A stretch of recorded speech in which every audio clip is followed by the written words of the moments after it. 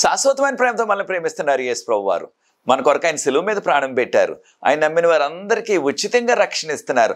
ఆ ప్రేమ గల యేసు ప్రభువారు త్వరలో వస్తున్నారు రెండోసారి ఈ లోకానికి. ఆయన నమ్మిన వారందరినీ కూడా పరలోకం తీసుకువెళ్తారు. ఆ ప్రేమ గల యేసు ప్రభు నామం పేరిట మిమ్మల్ని అందరినీ కూడా మన కడవరి కాలం కార్యక్రమానికి ఆహ్వానిస్తున్నాను. ప్రియ సోదరి సోదరులారా, మనము దానియేలు గ్రంథంలోని ప్రవచనాల్ని ధ్యానిస్తున్నాం. ఇది 13వ ఎపిసోడు. ఈ శీర్షికలో 13వ ఎపిసోడు. ఈ దినాన్న మనము 70 వారాల ప్రవచనాన్ని ధ్యానించబోతున్నాం. కొన్ని విషయాలు నేర్చుకుందాం. ఈ కార్యక్రమంలో అనేకమైన విషయాలు ఉన్నాయి కనుక ఈ 70 వారాల ప్రవచనాన్ని మనము 3 ఎపిసోడ్లో నేర్చుకోవాలి. చాలా విషయాలు ఉన్నాయి కనుక ప్రార్థన చేసుకుని ఈ దిన వాక్యంలో మనం కొనసాగుదాం. ప్రార్థన. పరిశుద్ధ ప్రేమ గల మా తండ్రి, మమ్మల్ని, మా కుటుంబాలని, సంఘాలని మీరు ప్రేమించి దానియేలు గ్రంథంలోని ప్రవచనాలని మేము నేర్చుకోవటానికి, దీనిలో ఉన్న లోతైన మర్మాలు మేము తెలుసుకోవటానికి మీరు మాకు చూపుచున్న కృపను బట్టి వందనాలు చెల్లిస్తున్నాం. ఈ కార్యక్రమం వీక్షిస్తున్న ప్రతి వ్యక్తిని ఆశీర్వదించండి. ఈ పరిచర్య కొరకు ఎవరైతే సహకరిస్తున్నారో వారిని ప్రత్యేకంగా దీవించండి. ఈ లోతైన మర్మాలు మేము నేర్చుకోవటానికి పరలోకపు జ్ఞానాన్ని మాకు ప్రసాదించి పరిశుద్ధాత్మతో మమ్మల్ని నింపవలసిందని, ఈ వివరాలు మేము నేర్చుకుని వాటి ద్వారా మీకు యోగ్యమైన కుమారులుగా, కుమార్తెలుగా ఈ కడవరకాల చివరి దినాల్లో జీవించే కృప దయచేయవలసిందని యేసు ప్రభువు వారి పరిశుద్ధమైన నామమును బట్టి ప్రార్థిస్తున్నాను తండ్రి. ఆమేన్. ప్రియ సోదరి సోదరులారా, 70 వారాల ప్రవచనం.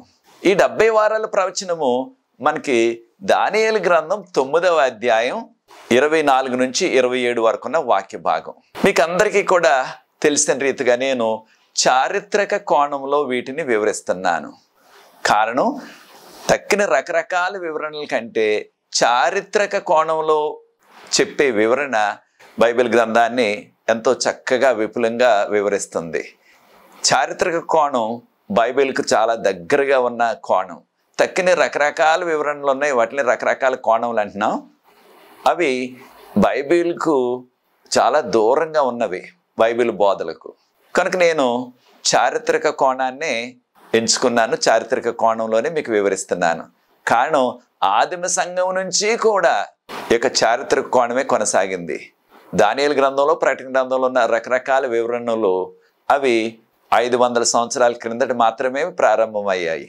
కానీ ఈ యొక్క చారిత్రక కోణం ఆదిమ సంఘం నుంచి కూడా ఇది కొనసాగింది. అనగా గత 2000 సంవత్సరాల నుంచి ఉన్నది.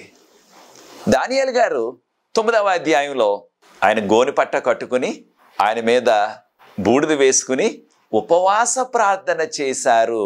అప్పటికి దానియేలు గారు ప్రధానమంత్రి. ఆ రోజుల్లో రాజుగారు దర్యావేషు, మాదీయుడైన దర్యావేషు.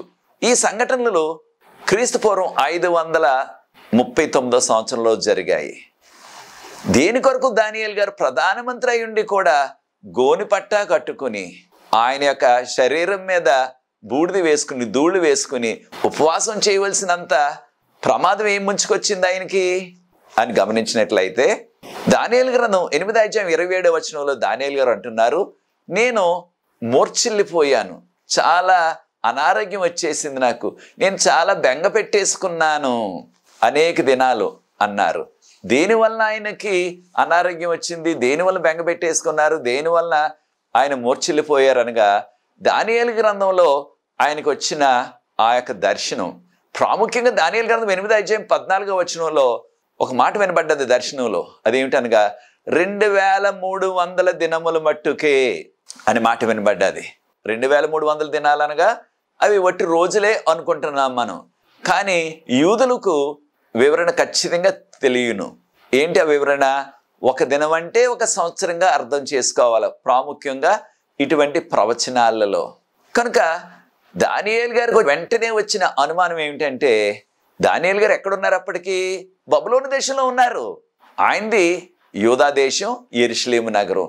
మరి బబులోను ఎందుకు వచ్చారు దానియేలు గారు, తక్కిన యూదా జనాంగం అంతా కూడా అని గమనించినట్లయితే ఇర్మియా గ్రంథంలో దానికి జవాబు ఉన్నది. ఇర్మియా గ్రంథంలో 25వ అధ్యాయం మొదటి 11 వచనాలు మనం గమనించినట్లయితే, ఇర్మియా గ్రంథం 25వ అధ్యాయం మొదటి 11 వచనాల్లో, వారు చేసిన పాపాలని బట్టి దేవుడు అనేక మంది ప్రవక్తల చేత, ఇర్మియా ప్రవక్త, హబక్కూకు ప్రవక్త, జెఫనియా ప్రవక్త, ఇలాంటి ప్రవక్తల చేత ముందుగానే హెచ్చరిక చేయించారు అనేక మార్లు. మీ విధానం మార్చుకోవాలా, మీరు విగ్రహారాధన చేస్తున్నారు, దానికి దూరంగా ఉండాలా, మీరు విశ్రాంతి దినాన్ని అపవిత్రపరుస్తున్నారు కనుక మీకు శిక్ష వేస్తాను నేనని ప్రభు ముందుగానే చెప్పారు. మీరు మారు మనసు పొందినట్లయితే శిక్ష పడదు, మారు మనసు పొందకపోయినట్లయితే మీకు ఖచ్చితంగా శిక్ష పడుతుంది. మిమ్మల్ని బబులోనుకు బానిసలుగా పంపిస్తాను, మీరు బబులోనులో 70 సంవత్సరాలు బానిసలుగా ఉండాలా. యూదా దేశంలో యెరూషలేములో వారు పాలకులు, నాయకులు, పెద్ద పెద్ద హోదాల్లో పెద్ద పెద్ద వ్యాపారాలు చేసుకునేవారు. అటువంటి వారు బానిసలుగా బబులోనులో 70 సంవత్సరాలు ఉండాలా. కారణం దేవునికి లోబడకుండా, ఆయన 10 ఆజ్ఞలకు లోబడకుండా వారి ఇష్టానుసారంగా జీవించారు కనుక ఈ శిక్ష వేస్తానన్నారు. వారు మారు మనసు పొందలేదు కనుక దేవుడు వారందరినీ కూడా బానిసలుగా బబులోనుకు తీసుకొచ్చారు. రాజైన నెబుకద్నెజరు గారి ద్వారా వారు బబులోనులో ఉన్నారు. అయితే దానియేలు గారి యొక్క లెక్కల ప్రకారంగా, కారణం దానియేలు గారు ఆయన యొక్క స్నేహితులు తక్కిన వారు కూడా క్రీస్తుపూర్వం 605వ సంవత్సరంలో యెరూషలేము నుంచి బబులోనుకు బానిసలుగా తీసుకువెళ్ళబడ్డారని మనకి చరిత్ర చెప్తుంది. కనుక అప్పటి నుంచి లెక్కలు వేసినట్లయితే క్రీస్తుపూర్వం 539 సంవత్సరానికి దానియేలు గారి యొక్క లెక్కల ప్రకారంగా వీరికి విధించిన ఈ 70 సంవత్సరాల శిక్ష దాదాపుగా ముగిసిపోయింది. కానీ వీరికి ఇంకా విడుదల రాలేదు. కనుక దానియేలు గారికి వచ్చిన అనుమానం ఏమిటంటే, ఎప్పుడైతే దానియేలు గారికి దానియేలు గ్రంథం 8వ అధ్యాయం 14వ వచనంలో 2300 దినాలని విన్నారో, దానియేలు గారికి పెద్ద అనుమానం వచ్చేసింది. బహుశా నా ప్రజలైన యూదులు ఇంకా ఎక్కువ పాపంలో కూరుకుపోయి ఉంటారు కనుకనే దేవుడు 70 సంవత్సరాలు మాకు విధించిన ఆ శిక్షను 2300 సంవత్సరాలకి పెంచేసి ఉంటారు అని అనుమానపడ్డాడు ఆయన. ఆ అనుమానమే ఆయనకి చాలా అనారోగ్యం కలుగు చేసింది. అప్పుడు గాబ్రియేలు దూత గారు జవాబు చెప్పడానికి వచ్చారు. ఈ 2300 సంవత్సరాలు గురించిన వివరణ ఇవ్వటానికి వచ్చారు. కానీ దానియేలు గ్రంథం 8వ అధ్యాయం 17వ వచనంలో గాబ్రియేలు దూత గారు దానియేలుకు దగ్గరగా వచ్చినప్పుడు ఆ దూత యొక్క మహిమను చూడలేక దానియేలు గారు మూర్ఛిల్లి పడిపోయారు. కనుక గాబ్రియేలు దూత గారు చెప్పిన వివరణ ఆయనకి తెలియలేదు. ఒకే ఒక మాట వినబడ్డాది మూర్ఛిల్లిపోకముందు. దీన్నే మనం ఫెయింట్ అయిపోతున్నాం అంటున్నాం, కోమాలకు వెళ్ళిపోయారంటున్నాం. ఒకే మాట, దానియేలు ఈ ప్రవచనాలు నీ కొరకు కాదు, ఇవి కడవరి కాలానికి, అంత్యకాలానికి అన్న మాట ఒకటే జ్ఞాపకం ఉన్నది, తక్కిన వివరణ జ్ఞాపకం లేదు. కనుక దానియేలు గారు ఎంతో అనారోగ్యంతో, వేదనతో ఆయనకు అనారోగ్యం వచ్చేసింది. దానియేలు గ్రంథం 8వ అధ్యాయం 27వ వచనంలో. కనుక దానియేలు గారు ప్రధానమంత్రి అయినప్పటికీ ఆయన ఉద్దేశ ప్రకారంగా, ఆయన లెక్కల ప్రకారంగా ఈ యొక్క 70 సంవత్సరాల శిక్ష కూడా ముగిసిపోయింది. కానీ వీరికి విడుదల వస్తున్నట్లుగా ఎక్కడ ఎవరు కూడా చర్చించుకోవటం లేదు. రాజుగారు ఈ విషయంలో ఏ విషయంలో కూడా స్పందించలేదు. దానియేలు గారు రాజుగారికి ఎంతో ప్రియుడు. రాజు అయిన దర్యావేషు ఆయన దానియేలు గారిని ఎంతో ఇష్టపడ్డారు. దానియేలు గారి పట్ల ఎంతో ఆయనకి గౌరవం ఉన్నది. కనుకనే అన్యుడైనప్పటికీ దర్యావేషు రాజుగారు యూదుడైన దానియేలు గారిని ప్రధానమంత్రిగా చేసేశారు ఏకంగా. అయితే దానియేలు గారు రాజుగారిని అడగలేదు, రాజా నా ప్రజలు బానిసలుగా ఉన్నారు 70 సంవత్సరాల నుంచి బబులోన్లో, వారికి కాస్త విడుదల ఇచ్చి వారిని మా దేశానికి పంపించేయండి, మా నగరానికి యెరూషలేముకి పంపించేయండి అని రాజుగారిని కోరొచ్చు. కానీ రాజుగారికి దానియేలు గారి మీద చాలా అభిమానం ఉన్నది. కానీ దానియేలు గారు రాజును కాదు అడుగుతా, ఎవరిని అడిగారు? రాజులకు రాజు, ప్రభువులకు ప్రభు. ఆయన ఉపవాసంతో గోనెపట్టు కట్టుకోవటం అంటే ఎంతో తగ్గించుకుని ఆయన మీద బూడిద వేసుకుని అప్పుడు ప్రార్థించారు ఉపవాసంతో. దానియేలు గ్రంథం 9వ అధ్యాయం 2-3 వచనాల్లో. కనుక ప్రియ సోదరి సోదరులారా, ఈ ఆధ్యాత్మిక సత్యాన్ని నేర్చుకోవాలా. మనకి ఏ విధమైన ఆధ్యాత్మిక శారీరక సవాళ్ళు ఉన్నప్పటికీ మనల్ని మనం తగ్గించుకొని, నీకు ఎంత పదవి ఉన్నప్పటికీ, ఎంత ఆస్తి ఉన్నప్పటికీ, ఎంత పలుకుబడి ఉన్నప్పటికీ మనల్ని మనం తగ్గించుకుని దేవుని సన్నిధిలో ఉపవాసంతో ప్రార్థించినట్లయితే తప్పకుండా ప్రభు జవాబిస్తారు. ఆ ఆధ్యాత్మిక సమస్య శారీరక సమస్య, ఆరోగ్య సమస్య, ఆర్థిక సమస్య, ఏ సమస్య అయినా సరే ఆయన జవాబిస్తారు, మనకి దీవిస్తారు. ఎప్పుడైతే ఆ రీతిగా ప్రార్థించారో దానియేలు గారు, ఆ రోజునే సాయంకాల సమయంలో, అనగా సాయంకాల బలి అర్పణ నైవేద్యం సమర్పించే సమయం, అది యూదుల యొక్క ఆచార ప్రకారంగా మధ్యాహ్నం 3:30 నుంచి 4 గంటల మధ్యకాలంలో. కనుక అనేక మంది ఈనాడు కూడా నిష్ఠాగరిష్ఠులైన యూదులు సాయంత్రం ఉదయ కాలపు నైవేద్య బలి అర్పించే సమయం 9 నుంచి 9:30, సాయంత్రం నైవేద్య బలి అర్పించే సమయం 3:30 నుంచి 4 వరకు. ఆ రోజుల్లో యెరూషలేము దేవాలయం ఉన్నప్పుడు జరిగే సంఘటన. ఈనాడు దేవాలయం లేదు కనుక వారు ఆ నైవేద్య బలులు నిలిపివేశారు. కనుక దానియేలు గారు ఆయన యెరూషలేములో లేకపోయినప్పటికీ, ఆయన బబులోను ఉన్నప్పటికీ, ఆయన ప్రధానమంత్రి అయినప్పటికీ, ఆయన మాత్రం ఈ యొక్క దేవుని యొక్క మందిరం వద్ద అర్పించే ఆ నైవేద్య బలి సమయాన్ని మర్చిపోకుండా ఆ సమయంలో ఆయన ప్రార్థించేవారు. దానియేలు గారు రోజుకి 3 మారు ప్రార్థించేవారు. ఉదయం, మధ్యాహ్నం, సాయంకాలం అంటే 3:30 నుంచి 4 వరకు.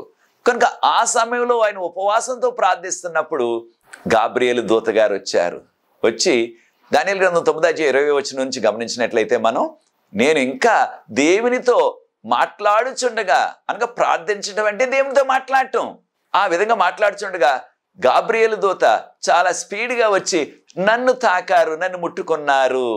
తర్వాత గాబ్రియేలు దూత అన్నారు, దానియేలు నీవు బహుప్రియుడువు. దానియేలు గ్రంథం 9:23 దానియేలు నువ్వు బహుప్రియుడువు దేవుని దృష్టిలో. ప్రియ సోదరి సోదరులారా, ఈ యొక్క నీవు బహుప్రియుడు అనే ఆ సంబోధన, ఆ మాట ఏ మానవుడికి కూడా దేవదూతలు ఆ మాటను వాడలేదు, ఒట్టి దానియేలు గారికే వాడారు. నీవు బహుప్రియుడు దేవుని దృష్టిలో. మరి ఇంకెవరికి వాడారు? యేసు ప్రభువుకు వాడారు. మత్తయి సువార్త 3:16 ఈయన నా ప్రియకుమారుడు అని శబ్దం ఆకాశం నుంచి వినబడ్డాది. కనుక దానియేలు ఎంతో ప్రియుడు దేవుని దృష్టిలో. కారణం విశ్వాసి, తగ్గింపు జీవితాన్ని జీవించిన వ్యక్తి. ప్రధానమంత్రి అయినప్పటికీ ఎంత తగ్గింపో చూడండి. గోనె పట్ట కట్టుకుని, బూడిద వేసుకుని దేవుని సన్నిధిలో ఉపవాసం ఉండి ప్రార్థించాడు. ప్రియ సోదరి సోదరులారా, మనం కూడా దేవుని సన్నిధిలో మనల్ని మనం తగ్గించుకొని దేవునికి దగ్గరగా జీవిస్తూ దేవునికి యోగ్యమైన కుమారులుగా, కుమార్తెలుగా ఈ కడవరి కాల చివరి దినాల్లో జీవించాలి.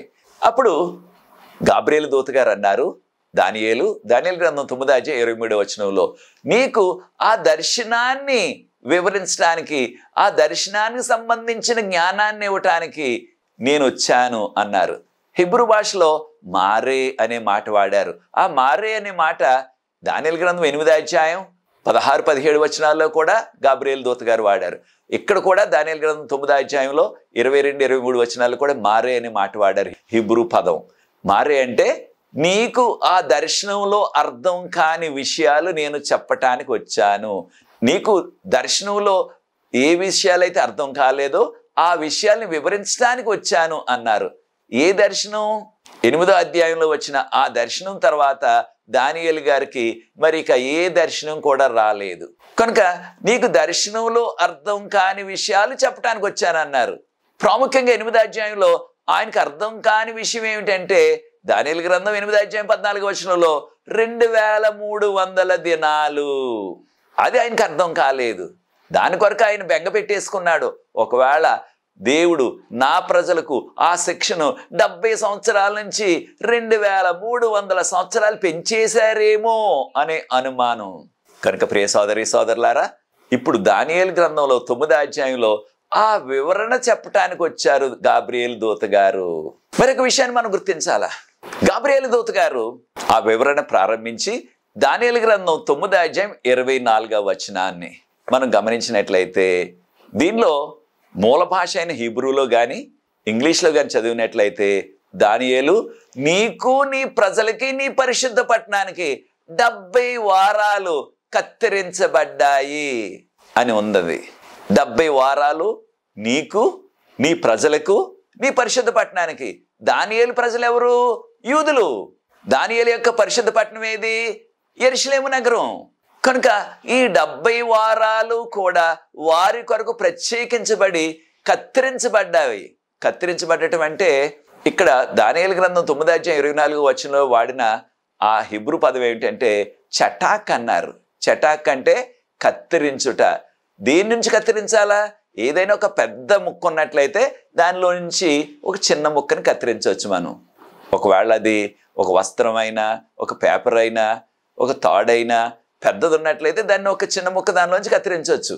కనుక ఇక్కడ వాడిన మాట చటాక్ అనగా 70 వారాలు మీ కొరకు మన యొక్క భాషలో నియమించబడ్డాయని చెప్పబడ్డది.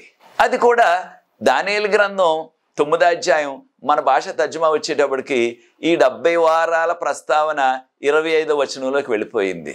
కానీ మూల భాష హిబ్రూలో కానీ ఇంగ్లీష్లో కానీ చూసినట్లయితే దానియేలు గ్రంథం 9వ అధ్యాయం 24వ వచనంలోనే దానియేలు నీ కొరకు, నీ ప్రజల కొరకు, నీ యొక్క పట్టణం కొరకు 70 వారాలు నియమించబడ్డాయి.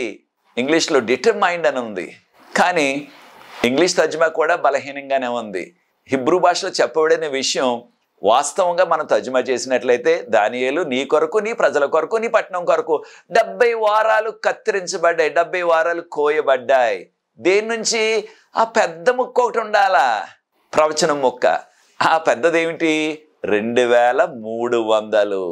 2300 నుంచి 70 వారాలు.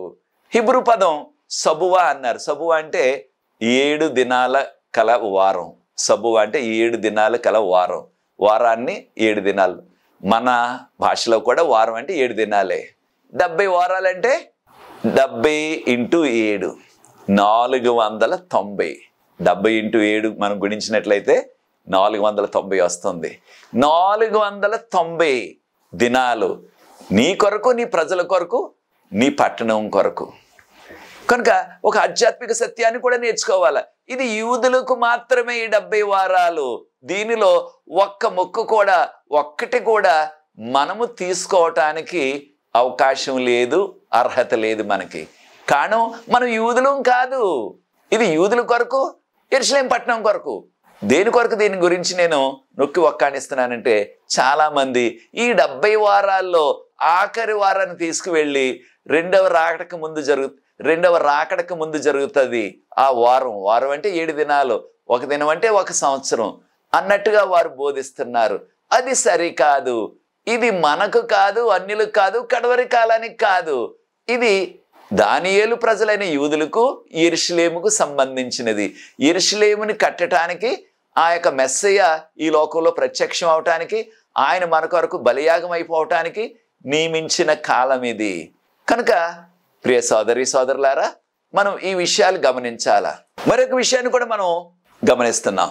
ఒక దినం అంటే ఒక సంవత్సరం అని మనకి ఎలా తెలుసు? మరొక విషయాన్ని గమనించినట్లయితే, ఎప్పుడైతే దానియేలు గ్రంథం 9:25 ఎప్పుడైతే యెరూషలేము పట్టణం చుట్టూ కూడా మీరు ప్రాకారాన్ని కట్టుకోవచ్చు, కోట గోడలను కట్టుకోవచ్చు అని మీకు రాజశాసనం జరుగుతుందో, దేనికి?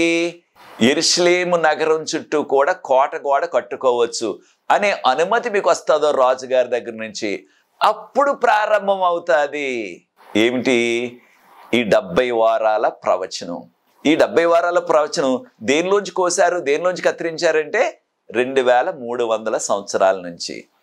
ఒక దినం అంటే ఒక సంవత్సరం. మనందరికీ తెలిసిన రీతిగా ఇశ్రాయేలీలు వారు ప్రయాణం వెళ్తున్నప్పుడు వారి యొక్క ప్రయాణం 40 దినాల్లో వెళ్ళిపోవాలా.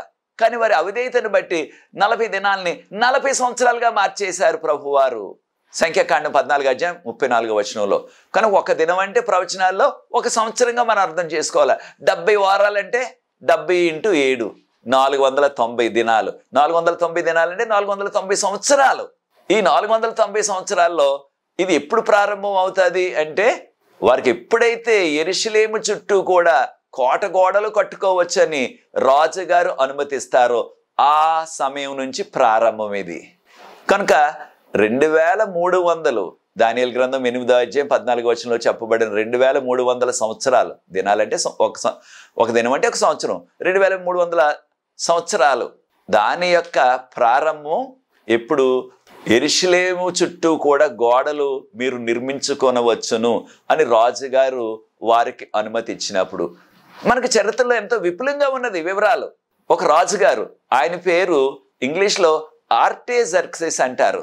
మన యొక్క భాషలో హస్తాసస్తా అని తర్జుమా చేశారు. ఆ హస్తాసస్తా అనే రాజుగారు వారికి యూదులకి అనుమతి ఇచ్చారు. అది ఈనాటికి కూడా చరిత్రలో ఇంకా భద్రపరచబడి ఉన్నది. ఈ హస్తాసస్తా అనే రాజుగారు ఆయన క్రీస్తు పూర్వం 457 సంవత్సరంలో ఈ అనుమతి ఇచ్చినట్లుగా మనకి చరిత్ర చెప్తుంది. కనుక ఈ 70 వారాలు అనగా 490 సంవత్సరాల యూదుల కొరకు, యెరూషలేము కొరకు మాత్రమే సుమా ఇది మనకు కాదు, అన్యులమైన మనకు కాదు, విశ్వాసులమైన మన కొరకు కాదు, యూదుల కొరకే ఇది. అది ప్రారంభమైనది వారికి అనుమతి వచ్చిన ఆ సంవత్సరం. ఎప్పుడు వచ్చింది అనుమతి? యెరూషలేము చుట్టూ కూడా మీరు కోట గోడలు కట్టుకోవచ్చని క్రీస్తు పూర్వం 457 సంవత్సరం. ఎవరు ఇచ్చారు దాన్ని, ఆ అనుమతిని? రాజైన ఆర్టేజర్క్సిస్, రాజైన హస్తాసస్తా అనే రాజుగారు ఇచ్చిన ఆ యొక్క అనుమతి. కనుక ప్రియ సోదరి సోదరులారా, ఈ యొక్క 70 వారాల ప్రవచనాన్ని గాబ్రియేల్ దూత గారు 3 భాగాలుగా విభజించి చెప్పారు. 70 వారాలు దానియేలు, 70 వారాలు నీ కొరకు, నీ ప్రజల కొరకు, నీ యొక్క నగరం కొరకు, నీ పరిశుద్ధ నగరం కొరకు, యెరూషలేము కొరకు అని చెప్పారు. దానిని 3 భాగాలుగా విభజించారు. 7 వారాలు, 62 వారాలు, ఆఖరి వారం. 3 భాగాలు, 7 వారాలు అనగా గాబ్రియేల్ దూత గారు ఏ విషయాన్ని బట్టి ఈ 70 వారాల ప్రవచనాన్ని 3 విభాగాలుగా, 3 భాగాలుగా దేనికి వివరించి చెప్పారు. 70 వారాలు అంటే సరిపోయింది కదా. ఎప్పుడైతే వారికి యెరూషలేము చుట్టూ గోడలు కట్టుకోవచ్చనే శాసనం రాజుగారు అనుమతిస్తారో అప్పటి నుంచి 7 వారాలు అంటే 7 ఏళ్ళు 49 సంవత్సరాల్లో ఏదో ప్రత్యేకమైన సంఘటన జరగాల, అందరికీ కూడా కనిపించేలాంటి ప్రాముఖ్యమైన సంఘటన జరగాల. ఈ 49 సంవత్సరాల్లో, 7 సంవత్సరాల్లో. తర్వాత 62 వారాలు అన్నారు. ఆ 62 వారాలంటే దాన్ని కూడా మనం రోజుల్లో పెట్టినట్లయితే 62 × 7 అది 434 వస్తుంది. అప్పుడు కూడా ఏదో ప్రత్యేకమైన సంఘటన జరగాల. కనుక ప్రియ సోదరి సోదరులారా, దానియేలు గారికి దేవదూత దేనికి వివరించారు ఈ విషయాలు అనగా, మనకి చరిత్ర చెప్పేది ఏమిటంటే, దాంతోపాటు నెహెమ్యా గ్రంథాన్ని కూడా మీరు చదివినట్లయితే దానిలో మనకి మొదటి 2 అధ్యాయాల్లో వివరాలు ఉన్నాయి. ఆ యెరూషలేము చుట్టూ వారికి కోటగోడ లేక, యెరూషలేములో ఉంటున్న యూదులకి ఏ విధమైన భద్రత లేకుండా వారి శత్రువులు వచ్చి వారిని కొల్లగొట్టి వారికి ఉన్న సరుకులన్నీ తీసుకెళ్ళిపోతున్నారు, వారిని ఎంతో ఇబ్బంది పెడుతున్నారు. కనుక నెహెమ్యా గారు ఉపవాసంతో ప్రార్థించారు. ఈ యూదులకు మీరు యెరూషలేము చుట్టూ కూడా కోటగోడ కట్టుకోవచ్చని అనుమతి వచ్చినప్పటికీ రాజుగారి దగ్గర నుంచి క్రీస్తు పూర్వం 457 సంవత్సరంలోనే అనుమతి వచ్చింది. వారు ప్రారంభించారు చుట్టూ కూడా కోటగోడ కట్టేద్దామని. కానీ ఆ చుట్టూ ఉన్న వారి యొక్క శత్రువులు, ఉదాహరణకు సమరీయులు, మోయాబీలు, ఆమోనీయులు, ఫిలిస్తీయులు వారికి అడ్డు పెట్టేశారు. ఆ కోటగోడ కట్టకుండా వారి మీద దూరంగా నిలబడి రాళ్ళు విసిరేవారు. కనుక ఈ యొక్క కోటగోడ కట్టడం పూర్తి చేయలేకపోయారు. ఎంతకాలం? 49 సంవత్సరాలు వారు శ్రమించారు, కానీ ఆ కోటగోడను పూర్తి చేయలేకపోయారు. అప్పుడు నెహెమ్యా గారు ఉపవాసంతో ప్రార్థన చేసి, ఆయన రాజుగారి దగ్గర పానదాయకుడు, రాజుగారికి మంచినీళ్ళు జ్యూస్ ఇచ్చే పని అనమాట. నెహెమ్యా గారు రాజుగారి దగ్గర అనుమతి తీసుకుని ఆయన వచ్చి ప్రజలందరినీ కూడా వారిని ప్రోత్సహించి 52 రోజుల్లోనే ఈ గోడను పూర్తి చేసేశారు. యెరూషలేము చుట్టూ కూడా ఆ కోట గోడను పూర్తి చేసేశారు 52 రోజుల్లోనే. 49 సంవత్సరాల్లో వారు చేయలేని పని నెహెమ్యా గారు వారిని అందరినీ కూడా ప్రోత్సహించి పని చేయించారు. ఈ ఆధ్యాత్మిక సత్యాన్ని కూడా మనం నేర్చుకోవాలా. ఒక సంఘంగా, ఒక సమాజంగా మనం అందరం కూడా కలిసి పనిచేసినట్లయితే అక్కడ నిర్మించబడటానికి మనం తలపెట్టిన ఆ దేవాలయం, లేకపోతే దేవాలయం చుట్టూ కట్టవలసిన ఆ ప్రహారీ గోడ, లేకపోయినట్లయితే మన యొక్క ప్రాంతంలో ఏమైతే ప్రభువు కొరకు పనులు చేయాలనుకుంటున్నామో అవి మనం ఒక్కరే కాకుండా అందరూ కలిసి ఐక్యతతో చేసినట్లయితే తప్పకుండా ఆ పని సాధ్యమవుతుంది. దానియేలు గ్రంథం 9వ అధ్యాయం 25వ వచనం మనం గమనించినట్లయితే దానిలో ఎంతో శ్రమతో కష్టంతో యెరూషలేము యొక్క పట్టణపు వీధులు కట్టబడతాయని చెప్పబడ్డది. నిజమే, అన్యులందరూ కూడా అడ్డు పెట్టేశారు, వాళ్ళ మీద రాళ్ళు వేశారు. కానీ దేవుని యొక్క ఏర్పాటును బట్టి నెహెమ్యా గారు వచ్చి వారందరిని ప్రోత్సహించి 52 రోజుల్లోనే కోటగోడ యెరూషలేము చుట్టూ కట్టించేశారు. నెహెమ్యా గ్రంథం 6వ అధ్యాయం 15వ వచనంలో ఈ విషయాలు చదువుతున్నాం. కనుక ప్రియ సోదరులారా, మనము ఇక్కడ దేవదూత చెప్పినట్లుగా 7 వారాలు అన్నారు. మొదటి భాగం 7 ఏళ్ళు 49 వారికి అనుమతి వచ్చింది. క్రీస్తు పూర్వం 457లో 49 సంవత్సరాలంటే మనం ఎప్పుడు కూడా క్రీస్తు పూర్వం గురించి బీసీ తారీఖులు చెప్పినప్పుడు పెద్ద సంఖ్య నుంచి చిన్న సంఖ్యకు కిందకి లెక్క పెడతాం మనం. అది మనకి ఏర్పాటు చేయబడిన విధానం. కనుక 49 సంవత్సరాలంటే క్రీస్తు పూర్వం 408వ సంవత్సరం. కారణం క్రీస్తు పూర్వం 457 సంవత్సరాల వరకు అనుమతి వచ్చింది. అక్కడి నుంచి 49 సంవత్సరాలు అనగా మనం దానిలోంచి 49 తీసేసినట్లయితే క్రీస్తు పూర్వం 408లో యెరూషలేము చుట్టూ కూడా కోటగోడ కట్టబడ్డది. యెరూషలేము నగరంలోని వీధులన్నీ కూడా సుందరీకరించబడ్డవి. ఆ పని పూర్తయిపోయింది.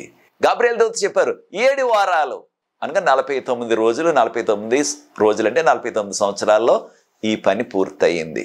ప్రియ సోదరులారా, ఇంకా మరి అనేకమైన విషయాలు ఉన్నాయి మనకి. ఆ విషయాలు మనం వచ్చే ఎపిసోడ్లో మనం నేర్చుకోబోతున్నాం.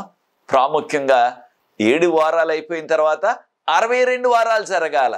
ఆ 62 వారాలు జరిగిన తర్వాత ఇంకా ఒక ప్రత్యేకమైన విషయం జరగాల యూదుల దేశంలో, యెరూషలేములో. ఆ ప్రత్యేకమైన విషయం ఏమిటి? ఏం జరగబోతుంది ఆ 62 వారాల తర్వాత? 62 వారాలంటే 62 × 7 అనగా 434 సంవత్సరాల తర్వాత ఈ యెరూషలేము చుట్టూ కూడా కోటగోడలు కట్టబడిన ఆ యొక్క నాటి నుండి ఇంకొక 434 సంవత్సరాలు కాలం జరిగినట్లయితే ఒక ప్రత్యేకమైన సంఘటన జరగబోతుంది. కారణం గాబ్రియెల్ దూత గారు చెప్పారు 7 వారాలు 62 వారాలు. ఆఖరి వారంలో మధ్యలో నైవేద్య బలిని నిలిపేస్తారని చెప్పబడ్డాది. ఆ వివరాలు వచ్చే ఎపిసోడ్లో నేర్చుకుందాం. ప్రియ సోదరులారా, మనం ఒక విషయాన్ని గమనిస్తున్నాం. అదేమిటంటే దేవుడు ఏ విషయాలైతే ముందుగా చెప్పారో అవి అక్షరాలా జరిగాయి. 70 సంవత్సరాలు వారు బానిసలుగా ఉన్నప్పటికీ వారికి విడుదల వచ్చింది. ఈ యొక్క యెరూషలేము నగరం అంతా కూడా ఏ విధమైన వారికి రక్షణ లేకుండా ఆ చుట్టూ కూడా కోటగోడను కట్టించలేకపోయినప్పటికీ దేవుని యొక్క సంకల్పంతో సునాయాసంగా దేవుని మీద ఆధారపడినప్పుడు 52 రోజుల్లోనే జరిగింది. 49 సంవత్సరాల్లో జరగని పని 52 రోజుల్లో జరిగింది. ఈ ఆధ్యాత్మిక సత్యాన్ని కూడా మనం నేర్చుకుందాం. ప్రియ సోదరుడా, నీవు కూడా గృహాన్ని నిర్మించుకోవాలనుకుంటున్నావా? నీ ఇల్లు అలాగే పునాదుల్లోనే ఉన్నదా? అది పూర్తి అవటం లేదా? దేవుని మీద ఆధారపడు.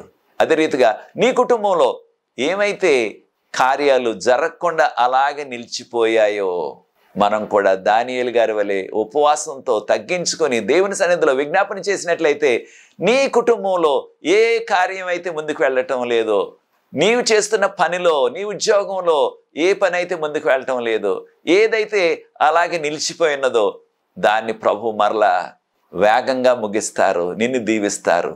అది నీ నిర్ణయం అయినట్లయితే నాతో ఏకీపించండి, ప్రార్థించి ఈ యొక్క 13వ ఎపిసోడ్ ముగిస్తాను. అనేక విషయాలు ఉన్నాయి కనుక వచ్చే ఎపిసోడ్లో కూడా 14వ ఎపిసోడ్లో కూడా అనేకమైన విషయాలు ఈ 70 వారాల ప్రవచనం గురించి మనం నేర్చుకోబోతున్నాం. ప్రార్థించి ఈ యొక్క 13వ ఎపిసోడ్ ముగిస్తాను. ప్రార్థన. పరిశుద్ధ ప్రేమగల మా తండ్రి, మీకు స్తుతులు స్తోత్రాలు వందనాలు చెల్లిస్తున్నాం. మీ వాక్యంలో మీ ప్రవచనాలు చెప్పిన రీతిగానే అక్షరాలా నెరవేరాయి ప్రభువా. మీ ఉచితమైన కృపను మాకు, మా కుటుంబాలకి, మా సంఘాలకు అనుగ్రహించి మాకు కూడా ఆ యొక్క పూర్తి కాకుండా ఉన్న పనులు, మా ఆలయ పనులు, మా గృహాలు, మా యొక్క కుటుంబాల యొక్క అవసరాలు ఏదైతే పూర్తి కాకుండా అలాగే నిలిచిపోయినదో వాటన్నిటిని కూడా మీ కృపతో, మీ సహాయంతో వాటిని సఫలపరిచి మీరే మహిమ ఘనత తెచ్చుకొని మీకు యోగ్యమైన కుమార్తెలుగా జీవించే కృప దయచేయవలసిందని, ఈ పరిచయం ముందుకు కొనసాగడానికి ఎవరైతే సహకరిస్తున్నారో వారిని ప్రత్యేకంగా దీవించవలసిందని యేసుప్రభు వారి పరిశుద్ధమైన నామమును బట్టి ప్రార్థిస్తున్నాను తండ్రి. ఆమేన్. ప్రియ సోదరులారా, ప్రభు మిమ్మల్ని ప్రేరేపించినట్లయితే ఈ పరిచర్య ముందు కొనసాగటానికి మీరు కూడా సహకరించండి. ఈ పరిచర్యలో పాలుభాగస్తులు అవ్వండి. తెర మీద వచ్చే నంబర్కు నన్ను సంప్రదించినట్లయితే వివరాలు మీకు అందిస్తాను. మనకు ప్రార్థనా బృందం ఉన్నది. ప్రతి సాయంత్రం కూడా విజ్ఞాపన ప్రార్థన చేస్తున్నాం. అనేక జవాబులు ప్రభు ఇస్తున్నారు. మీరు కూడా ఈ అవకాశాన్ని సద్వినియోగం చేసుకోండి. ప్రభు మిమ్మల్ని ప్రత్యేకంగా దీవించుగాక. God bless you.